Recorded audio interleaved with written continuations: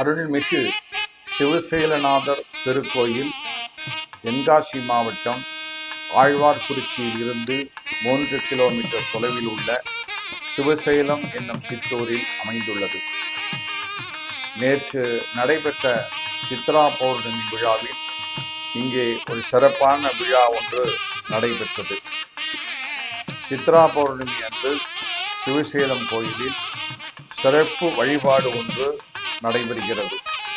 சிவசைலநாதரும் பரமகல்யாணி அம்பாளும் ஒரு சப்பரத்தில் கொலு வீற்றிருந்து கோயிலுக்கு வெகு அருகிலுள்ள கடனாநதி தீர்த்தவாரி மண்டபத்திற்கு கொண்டு வரப்படுகிறார்கள். அங்கே தீபாராதனைகள் நடைபெற்ற பின்னர் சிவசைலநாதரும் பரமகல்யாணி அம்பாளும் பக்தர்களுடன் சேர்ந்து மீன்பிடிக்க கிளம்புகிறார்கள்.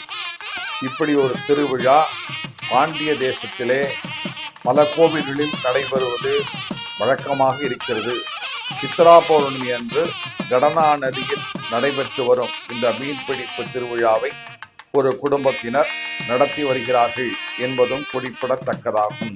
தென்னாட்டுடைய சிவனை போற்றி, எந்நாட்டவருக்கும் இறைவா போற்றி. ஸ்ரீ சிவசைலபதி ஸ்ரீ பரமகல்யாணி அருள் எல்லோருக்கும் கிடைக்கட்டும். ஓம் நமச்சிவாய.